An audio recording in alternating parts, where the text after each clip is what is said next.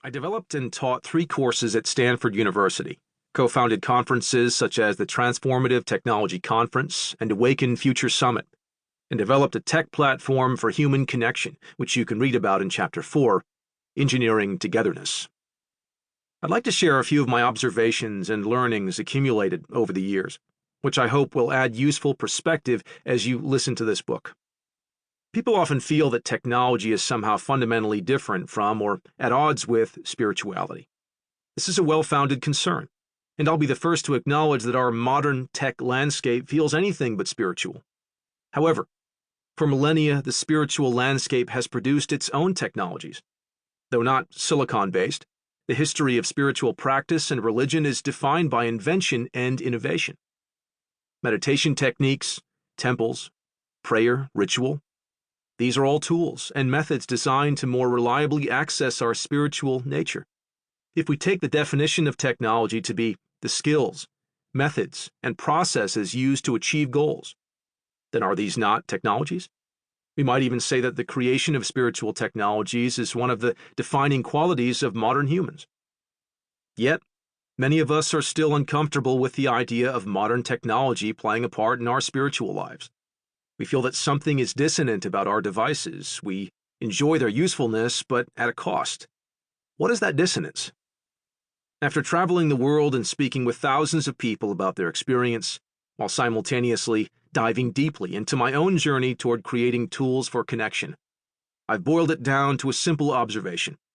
Modern technology is out of harmony with life's natural rhythms because we, as modern humans, are out of harmony. We are disconnected from our planet, stripping it for its resources so we can create and consume more. We are disconnected from each other, practically enslaving ourselves both as workers building the gadgets we love and as consumers saving up for the latest upgrade. Most significantly, we are disconnected from ourselves, hungry for distraction from the anxiety and emptiness buried within. In essence, we are disconnected from our spiritual nature, and our resistance to modern tech as a spiritual tool is because in it we sense the spiritual disconnect embedded in its design. But technology can be anything, limited only by imagination and the laws of physics. It is the amplification of its driving intention. If we overlook the possibility that technology can be skillful, can actually meet us where we're at, can be kind, gentle, and loving, then we are missing out on one of the most important capacities that humanity has, namely, our ability to innovate on the means of spiritual growth. What happens if we stifle our human development while our technological power grows at an exponential rate?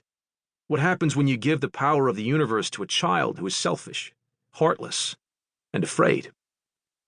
We could also ask the opposite question. What happens when you give the power of the universe to a mind that is clear, a heart that is open, and a soul that is wise? In the words of Alan Watts, technology is destructive only in the hands of people who do not realize that they are one and the same process as the universe. The incredible power of technology has been irrevocably unleashed. The question now is, what do we do with it?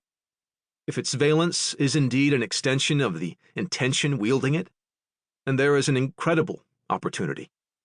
My hope is that we build our future from a place of wisdom, love, and the desire to uplift humanity, and thus create the spiritual technologies that will push humanity toward its greatest potential.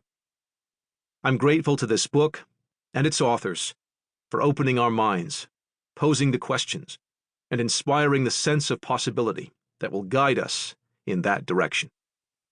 Mikey Siegel, January 2021.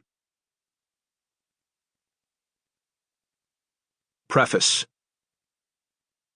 This book is about the intensifying interaction between technology and spirituality.